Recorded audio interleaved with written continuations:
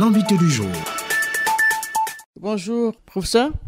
Bonjour madame. Du 6 au 12 décembre, vous organisez une campagne de vaccination contre la méningite dirigée vers le nord. D'abord, pourquoi le nord? Le nord parce que en Côte d'Ivoire, c'est la partie la plus sèche du pays. C'est la zone de savane et c'est dans cette zone-là que sévit le plus fréquemment possible les épidémies de méningite. Et le nord de la Côte d'Ivoire fait partie d'une zone qu'on appelle la ceinture de la méningite. Et les pays qui sont les plus touchés en dehors de notre zone nord de la Côte d'Ivoire, il y a le Burkina, le Mali, le Niger, le Tchad, et donc tous les pays qui sont dans la zone sahélienne. Professeur, quels sont les enjeux de cette campagne? Cette campagne vise à protéger une frange de la population qui n'a pas été protégée lors de la campagne de 2014. Je rappelle qu'en 2014, il y a eu une grande campagne dans le nord de la Côte d'Ivoire contre la méningite à méningocoque A, et qui visait donc à interrompre la transmission de la maladie dans cette zone et à lutter contre les épidémies. Et les enfants qui n'avaient pas 9 mois au cours de cette campagne de 2014 n'avaient pas été vaccinés.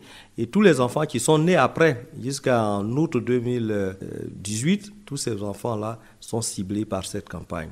Il s'agit d'une campagne de vaccination contre la méningite à méningocoque A, puisque la méningite a plusieurs germes, mais celui-là est le responsable des grosses épidémies que nous connaissons dans notre zone. Et c'est véritablement pour lutter contre ces épidémies que nous faisons cette campagne, mais qui cible seulement les enfants de 1 à 4 ans.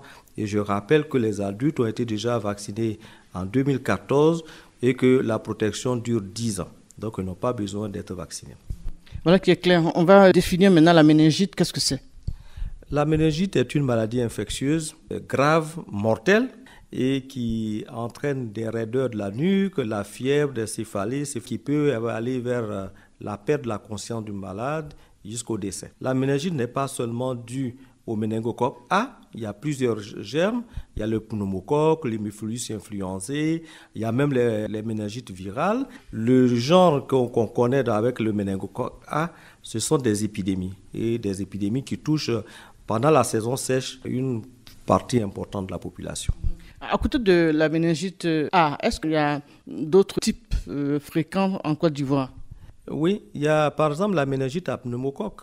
La méningite à hémophilus se trouve surtout chez les enfants. Donc ces cas-là existent, mais ce sont des cas sporadiques qui surviennent dans les familles et qui nécessitent des prises en charge à l'hôpital. Mais ce ne sont pas des épidémies.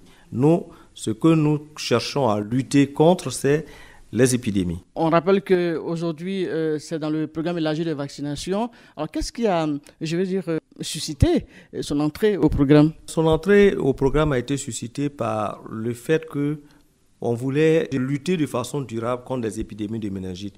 Et comme c'est un vaccin qui est efficace sur 10 ans, et que lorsque les épidémies de méningite surviennent, elles touchent plus fréquemment les enfants, le ministère de la Santé a jugé bon d'introduire ce vaccin contre la méningite à méningocoque A, qui est responsable des épidémies, donc d'introduire ce vaccin dans le PEV.